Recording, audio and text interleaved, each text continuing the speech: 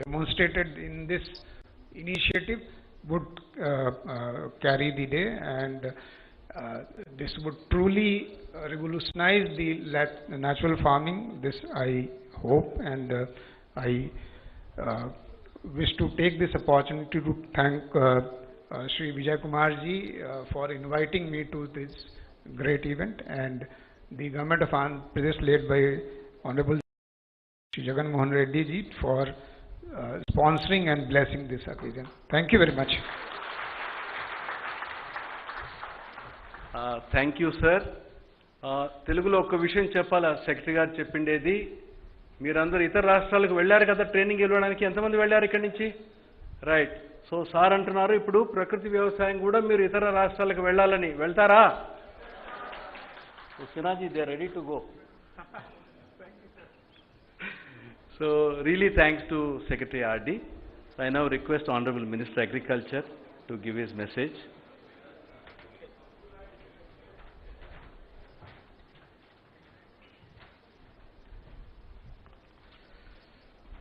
ఈరోజు Indo German ప్రపంచ ప్రకృతి వ్యవసాయ విజ్ఞాన పరిశోధన అకాడమీని ప్రారంభించినటువంటి గౌరవ ముఖ్యమంత్రి వర్యులు శ్రీ వైఎస్ జగన్మోహన్ రెడ్డి గారు, ఇతర వేదికను అలంకరించినటువంటి పెద్దలు, రైతు శాస్త్రవేత్తలు, అధికారులు, పాత్రికేయ మిత్రులందరికీ నా హృదయపూర్వక నమస్కారం. రాష్ట్ర ప్రభుత్వం బహుశా భారతదేశానికి స్వాతంత్రం వచ్చిన తర్వాత ఎంతోమంది ముఖ్యమంత్రులు రైతుల అభివృద్ధి కోసం, సంక్షేమం కోసం పనిచేసినటువంటి సందర్భాలు ఉండవచ్చు. కానీ మన ముఖ్యమంత్రి జగన్మోహన్ రెడ్డి గారు బాధ్యతలు స్వీకరించిన తర్వాత ప్రభుత్వ పరంగా, వ్యక్తిగతంగా రైతుల పట్ల చూపిస్తున్నటువంటి శ్రద్ధ, రైతాంగం పట్ల, వ్యవసాయం పట్ల ఆయన చూపిస్తున్నటువంటి ఆసక్తి బహుశా గతంలో ఏ ముఖ్యమంత్రి కూడా చూపించలేదు అనేటువంటిది మనందరం ఒప్పుకోవాల్సినటువంటి విషయం.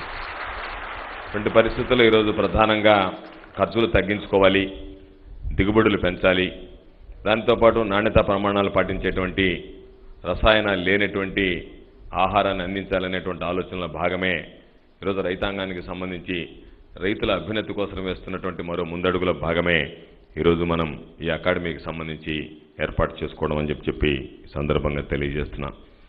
ప్రకృతి వ్యవసాయ ఉత్పత్తులకు సంబంధించి మొట్టమొదటగా ముఖ్యమంత్రి జగన్మోహన్ రెడ్డి గారు కలియుగ దైవం వెంకటేశ్వర స్వామి గారి ప్రసాదాలకే ఈరోజు ఏదైతే మనం ప్రకృతి వ్యవసాయం ద్వారా వచ్చేటువంటి ఉత్పత్తులు ఉన్నాయో వాటిని వినియోగించుకోవాలనేటువంటి ఒక ఆలోచన చేయడం నిజంగా ముఖ్యమంత్రి గారిని అభినందించాల్సినటువంటి విషయం.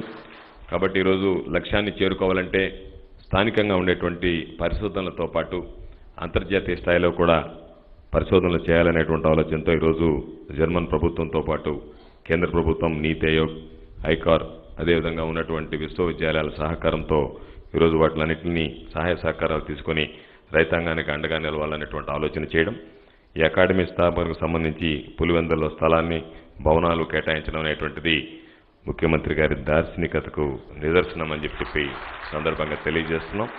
అందుకనే శాస్త్రీయత, అంతర్జాతీయ ప్రమాణాలు ఈరోజు పెద్దలందరూ మాట్లాడినటువంటి విధంగా రాష్ట్ర వ్యాప్తంగా ఈరోజు మనం ప్రారంభించి దేశవ్యాప్తంగా దాన్ని విస్తరించి ప్రపంచానికే గౌరవ ముఖ్యమంత్రి జగన్మోహన్ రెడ్డి గారి నాయకత్వంలో ఆదర్శంగా నిలవాల్సినటువంటి సందర్భం అని చెప్పి మీ అందరికీ తెలియజేస్తున్నాం. దాదాపుగా 10,778 రైతు భరోసా కేంద్రాలు ఉన్నాయి. రైతు భరోసా కేంద్రాల పరిధిలో రైతుల శాస్త్రవేత్తలను తయారు చేయాలన్నటువంటి ముఖ్యమంత్రి గారి ఆలోచనకి ఈరోజు నడుం బిగించి రైతు సాధికార సంస్థ విజయ్ కుమార్ గారి ఆధ్వర్యంలో మరింత ముందుకు వెళ్ళేటటువంటి పరిస్థితి ఉంది. నేను అభిప్రాయపడుతున్నా, నేను ఆశిస్తున్నా, నేను ఆకాంక్షిస్తున్నా ముఖ్యమంత్రి గారు వేసినటువంటి అడుగు సత్ఫలితాలను ఇవ్వాలని ఆయన కోరిక, ఆయన ఆలోచన ఈ అకాడమీ తాగిపోకుండా ప్రపంచంలోనే ఎక్కడ లేనటువంటి విధంగా ఒక ప్రకృతి వ్యవసాయ విద్యాలయం స్థాపించాలన్నటువంటి లక్ష్యం ఈరోజు ముఖ్యమంత్రి జగన్మోహన్ రెడ్డి గారికి ఉంది. కాబట్టి ఆ లక్ష్య సాధన కోసం రైతాంగం ఈరోజు దీనికి సంబంధించినటువంటి విషయాల్లో అన్ని రకాలైనటువంటి సూచనలు, సలహాలు తీసుకొని ముందుకు వెళ్ళాలని చెప్పి కోరుకుంటూ, ముఖ్యమంత్రి గారు ఎప్పుడూ ఒక మాట చెప్తూ ఉంటారు, రైతు బాగుంటేనే రాష్ట్రం బాగుంటుంది అని చెప్పి కేవలం మాటలకు పరిమితం కాకుండా తాను నమ్మినటువంటి సిద్ధాంతాన్ని విశ్వసించి ఈరోజు రైతాంగం పట్ల అనుక్షణం ఆలోచన చేస్తున్నటువంటి ముఖ్యమంత్రి జగన్మోహన్ రెడ్డి గారికి మీ అందరి ఆశీస్సులు ఎప్పుడు ఉండాలని చెప్పి కోరుకుంటూ మీ అందరి దగ్గర సెలవు తీసుకుంటున్నాను. జై Hind. Thank you, first, sir. I'm once again thanking Mr. Vijay Kumar, sir, and other dignitaries for giving their valuable speeches regarding the importance of natural farming in AP under the leadership of our Honorable CM YS Jagan Reddy, sir. ఈ సందర్భంగా మీ అందరి తరఫున Vijay Kumar sir గారికి అలాగే వేదిక నుంచి మాట్లాడినటువంటి పెద్దలందరికీ కూడా మీ అందరి తరఫున హృదయపూర్వకమైనటువంటి కృతజ్ఞతలు తెలియజేస్తున్నాను. Now I request his excellency, ఈరోజు మనం అందరూ ఇక్కడ కూడటానికి ఇంత పెద్ద ఎత్తున, ఇంత భారీ ఎత్తున ఒక పెద్ద అకాడమీని ఆంధ్రప్రదేశ్ రాష్ట్రానికి తీసుకొచ్చే ఘనతలో ప్రధాన భూమిక పోషించిన పెద్దలు గౌరవనీయులు ఆంధ్రప్రదేశ్ రాష్ట్ర ముఖ్యమంత్రి వర్యులు శ్రీ వైఎస్ జగన్మోహన్ రెడ్డి గారు మనందరినీ ఉద్దేశించి ఈ సందర్భంగా ప్రసంగించవలసిందిగా ఆహ్వానిస్తున్నాను sir. Please welcome sir.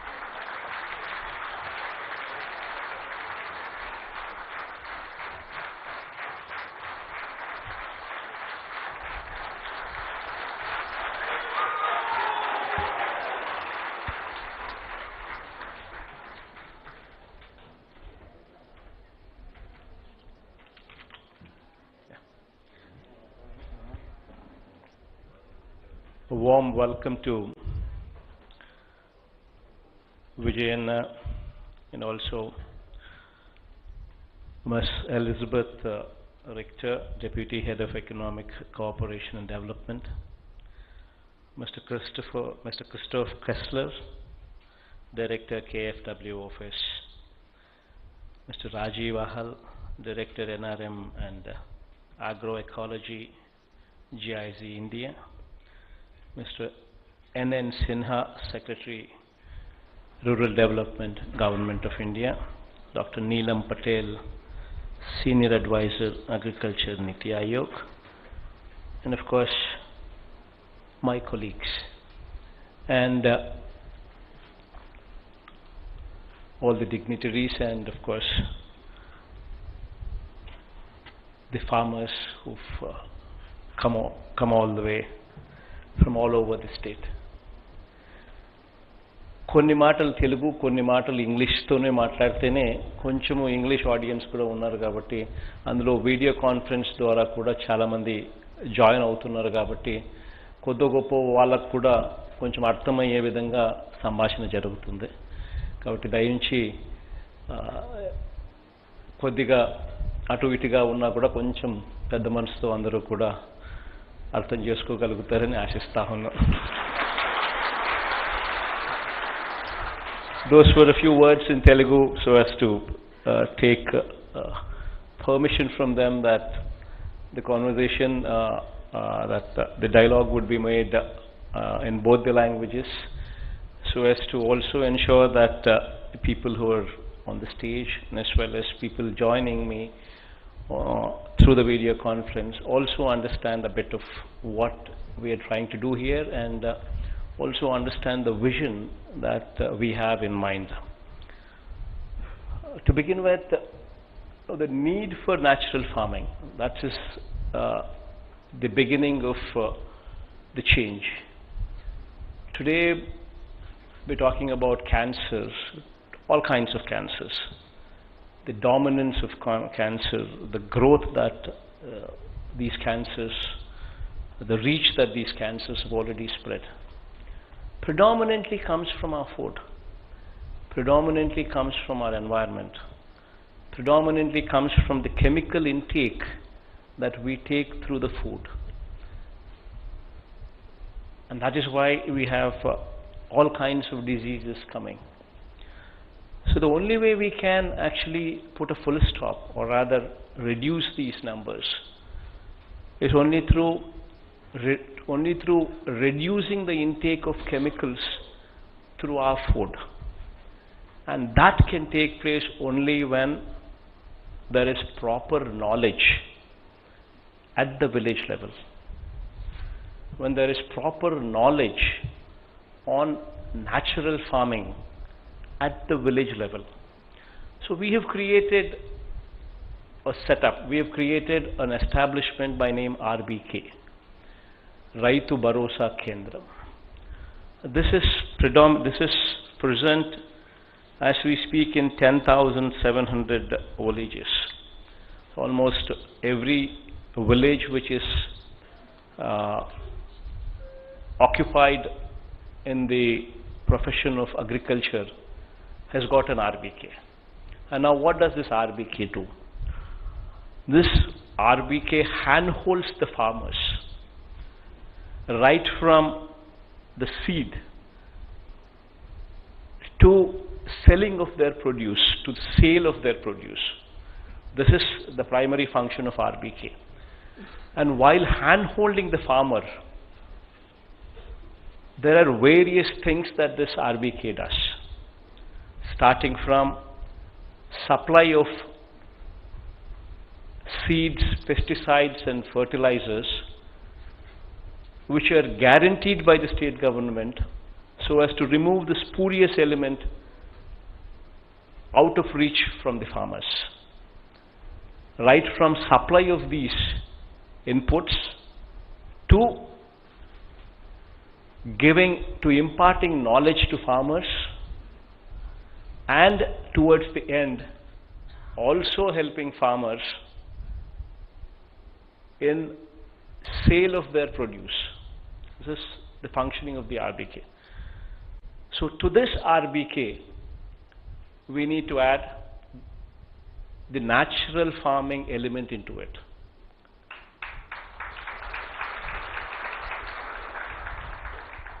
And how do we do it? So we need to first develop the skills, that is the master trainers, the skills or the agri-scientists. So we need to ensure that each and every RBK, that is 10,700 RBKs, have a certain person who can be a master trainer, who is an agroecology research, agroecology scientist, present in those RBKs. So once this person is present with that knowledge in him, then this person can train multiple people in the village. That is the community resource persons, CRPs. And together with these CRPs and the agri-scientist in the field of agroecology, together with the knowledge that they have acquired, will impart this knowledge into the village. And also a community hiring center, a CHC, at the RBK level, which deals with natural products, which deals with the equipment that is required to actually make these products available at the village level. So you need a CHC, you need an agri-scientist, you need community resource persons. All of these together would ensure that the village slowly moves into this arena of natural farming. And that is possible when you have a world-class setup, when you have an academy. To begin with, we are starting off with an academy to train these 10,700 people to become the scientists at the village level. But slowly going forward, hopefully next year, with the help of German government, with the help of Indian government, we are wanting to establish this into a university on natural farming. A world-class university with Germany and with Government of India playing their role in supporting, so that we actually start giving degrees, the undergrad degree, the postgrad degree, and also PhD degrees as well. Once we start getting into that line, once we start giving those degrees, once we start giving once we start adding such kind of value, the students from here, the world will invite them. The world will take them. Then the natural farming from this particular university will be available to the world. Not only to the country, but to the world, once you start getting there. So that is the vision with which we are wanting to start this. That is the vision, that is the dream that we have. So this is a process. Currently we are not much. Currently we are talking about out of say 50 lakh farmers in the state of Andhra Pradesh, only 6 lakh farmers probably are engaged in this activity of natural farming. But there's a long way to go, and probably 6 lakh acres out of probably 1.5 crores. So there is a long way, there is a long distance that needs to be traveled. And while doing so, we also need to ensure that the RBKs also become certifying agencies. They also become a certifying agency.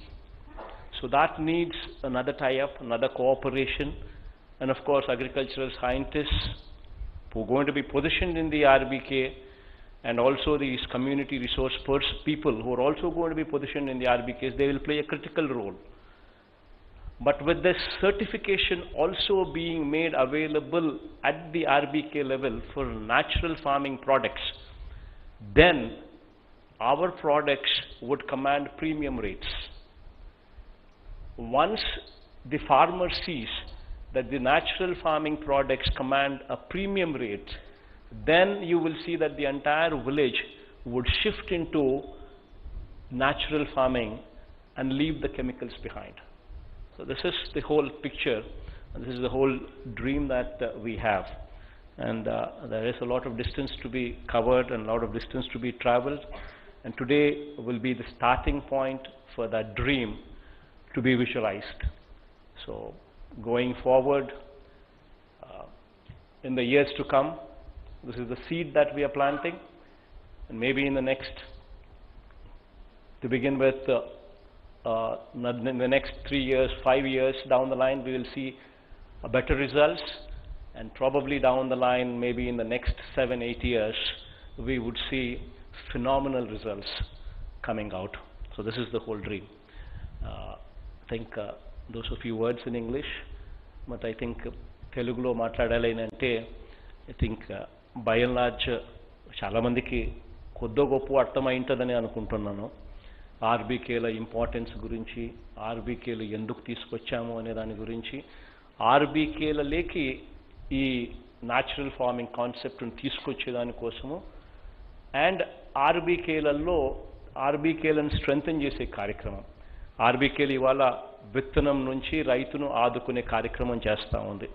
విత్తనం నుంచి, విత్తనం వేసే దగ్గర నుంచి quality విత్తనాలు, quality pesticides, quality fertilisers ఇచ్చే ప్రక్రియ దగ్గర నుంచి ఆర్బీకేస్ రైతును చెయ్యి పట్టుకుని నడిపిస్తూ ఉన్నాయి. చివరికి పంట కొనుగోలు చేసేదాకా రైతుకు తోడుగా నిలబడతా ఉన్నాయి. సో రైతులకు వ్యవసాయం మీద పూర్తి సమాచారము, నాలెడ్జ్ను కూడా ఇచ్చే కార్యక్రమం కూడా ఆర్బీకేల ద్వారా ఇప్పుడు ప్రస్తుతం జరుగుతూ ఉంది. ఈ ఆర్బీకేలకి న్యాచురల్ ఫార్మింగ్ ఎలిమెంట్ కూడా తీసుకొని రాగలిగితే అప్పుడు కెమికల్స్ను క్రమంగా పక్కకు తప్పించవచ్చు. నేనైతే ఇప్పుడైతే యాజ్ ఆఫ్ నౌ ఇది వెంటనే ఎవరైనా కూడా కెమికల్స్ వేసే ఫర్టిలైజర్స్, పెస్టిసైడ్స్ వేసే ప్రక్రియ నుంచి వెంటనే న్యాచురల్ ఫార్మింగ్లోకి వచ్చేస్తే వెంటనే విపరీతమైన ఆదాయాలు అక్కడికి వచ్చేస్తాయి అని చెప్పి కూడా నేను చెప్పడంలో, ఆదాయాలు ఇంకా ఇన్ఫ్యాక్ట్ ఫస్ట్ ఇయర్ తగ్గచ్చు. అందుకనే ఒక రైతుకు ఒక 3 ఎకరాలు ఉంటే ఒక 1/3 పోర్షను, ఒక 25% పోర్షన్లో మాత్రమే రైతు will start with natural farming. Second year he will go up to 50%. Third year he will go to the extent of పూర్తి ఎక్స్టెంట్. సో 3 సంవత్సరాలు అయిపోయిన తర్వాత 4వ సంవత్సరానికి కానీ రైతు పూర్తిగా తనకున్న 3 ఎకరాలను పూర్తిగా న్యాచురల్ ఫార్మింగ్ లేకపోడు. ఆ 3 సంవత్సరాలు రైతు కుస్తీ పడడం వల్ల రైతు న్యాచురల్ ఫార్మింగ్లో బెటర్ ఎఫిషియన్సీస్ తీసుకొని వస్తాడు. ఆ బెటర్ ఎఫిషియన్సీస్ తీసుకొని రావడం వల్ల 4వ సంవత్సరంలో ఖర్చు తగ్గుతుంది. ఎందుకనంటే పెస్టిసైడ్స్, ఫర్టిలైజర్సు ఇవన్నీ లేవు కాబట్టి ఖర్చు తగ్గుతుంది. మరోవైపున ఖర్చు తగ్గడంతో పాటు ఉత్పత్తి కూడా భూమిలో సారం పెరుగుతుంది కాబట్టి ఉత్పత్తి కూడా బాగా పెరిగే అవకాశాలు కూడా ఉంటాయి. సో బేసికలీ ఇది ఒక విజన్తో జరుగుతూ ఉన్న కార్యక్రమం. అందులో ఈరోజు మనం Indo German global academy for agro ecology research and learning ఏదైతే మనం ఇక్కడ స్టార్ట్ చేస్తూ ఉన్నామో GAARL అని, ఇక్కడ 10,700 మంది సైంటిస్టులను తయారు చేయాలని ఉంటాం. ప్రతి ఆర్బీకేలోకి 3 సంవత్సరాల పాటు ట్రైనింగ్ ఇచ్చి న్యాచురల్ ఫార్మింగ్ మీద వీళ్ళను ప్రతి ఆర్బీకే పరిధిలోనూ పెడతాం. వీళ్ళు మాస్టర్ ట్రైనర్స్గా తయారవుతారు. వాళ్ళు గ్రామంలోనే కొంతమందిని కమ్యూనిటీ రిసోర్స్ పర్సన్స్ కింద, సిఆర్పీస్ కింద కొంతమందిని వాళ్ళు ట్రైనింగ్ ఇస్తారు. సో ఆ కమ్యూనిటీ రిసోర్స్ పర్సన్స్ ప్లస్ ఈ మాస్టర్ ట్రైనర్గా మనం చెప్తా ఉన్న ఈ అగ్రి సైంటిస్టులు, వీళ్ళు టుగెదర్ ఊర్లో న్యాచురల్ ఫార్మింగ్ మీద ప్రమోట్ చేస్తారు. ఎందుకంటే వీళ్ళకి నాలెడ్జ్ ఉంది కాబట్టి ఈ నాలెడ్జ్ను అందరికీ కూడా విస్తృతంగా ఎక్స్ప్లెయిన్ చేయగలుగుతారు. అదే ఆర్బీకే పరిధిలోకి ఒక కమ్యూనిటీ హైరింగ్ సెంటర్ ఒక CHC exclusively natural farming products కోసమే తీసుకొస్తా ఉన్నాం. సో దట్ ఫ్యూచర్లో అంటే ఇది ఏదైనా నువ్వు చేయాలి అని అంటే సామాన్లు ఉండాలి, ఎక్విప్మెంట్ ఉంటే తప్పనిచ్చి మనము ఇవన్నీ కూడా తయారు చేసుకోలేము. కాబట్టి ఆ ఎక్విప్మెంట్ను ఆ సిహెచ్సి ద్వారా అందుబాటులోకి తీసుకొని వస్తాం ఆ గ్రామంలో. So that CHC will be there. So ఇవి ఫైనల్గా జరుగుతూ ప్రతి ఆర్బీకే పరిధిలో కూడా ఫార్మర్ ప్రొడ్యూసర్ ఆర్గనైజేషన్స్ FPOs కూడా ప్రతి ఆర్బీకేకు కనీసం ఒక్కటన్నా ఉండేట్టుగా కూడా ఫ్యూచర్లో అడుగులు వేస్తాం. ప్రతి ఆర్బీకే పరిధిలోనూ కూడా న్యాచురల్ ఫార్మింగ్ సర్టిఫికేషన్ జరిగేట్టుగా కూడా ఫ్యూచర్లో అడుగులు వేస్తాం. ఒక్కసారి ఇవన్నీ కూడా వచ్చినాయి అని అంటే న్యాచురల్ ఫార్మింగ్ అన్నది ప్రతి గ్రామంలోకి విస్తృతంగా వెళ్ళిపోవడం జరుగుతుంది. తద్వారా మన ఆరోగ్యాలు బాగుంటాయి, రైతులకు పెట్టుబడి తగ్గుతుంది, రైతులకు ఆదాయాలు కూడా దీనివల్ల పెరిగే పరిస్థితి కూడా ఫ్యూచర్లో వచ్చే పరిస్థితి ఉంటుంది. దాంట్లో ఈ పులివెందల్లోని ఈ కాలేజ్ ఇది ఈరోజు మనం IGAARLగా ఉన్న ఈ కాలేజ్ GAARLగా మారిపోతా ఉంది. ఈరోజు Indo Germany global academy for agro ecology research and learning GAARL కింద ఇది ఈరోజు నుంచి మారిపోతూ ఉంది. ఈ అకాడమీ ఈరోజు ఇక్కడ ఏదైతే స్టార్ట్ చేస్తూ ఉన్నామో ఇక్కడ రేపు సంవత్సరం నుంచో తర్వాత సంవత్సరం నుంచో ఇది ఒక యూనివర్సిటీ రూపకంలోకి దాల్చుతుంది. ఇక్కడి నుంచి under grad degrees on natural farming, post grad degrees on natural farming and PhDs also from natural farming ఇక్కడ నుంచి వచ్చే పరిస్థితి లేకపోతుంది. దాంట్లో government of Germany and also government of India అందరినీ కూడా క్రియాశీలకంగా top class universities in the వరల్డ్ను కూడా క్రియాశీలకంగా ఇన్వాల్వ్ చేసి ఇక్కడి నుంచి అటువంటి గొప్ప పీపుల్ను ఇక్కడి నుంచి తీసుకొని రావాలి అనే ప్రయత్నం జరుగుతూ ఉంది. So this is the whole dream. And దేవుడి దయ వల్ల ఖచ్చితంగా మంచి జరుగుతుందని చెప్పి మనసారా ఆశిస్తూ ఉన్నాను, మంచి జరుగుతుందని కోరుకుంటా ఉన్నాను. వచ్చిన వాళ్ళందరికీ కూడా థ్యాంక్ యూ కూడా చెప్తున్నాను.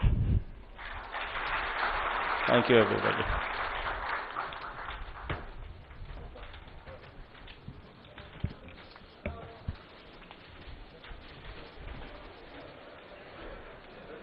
Thank you sir. ఆంధ్రప్రదేశ్ రాష్ట్ర ప్రజల ఆరోగ్యాన్ని మీరు గుర్తుగా ఉంచుకొని మీ దీర్ఘకాలిక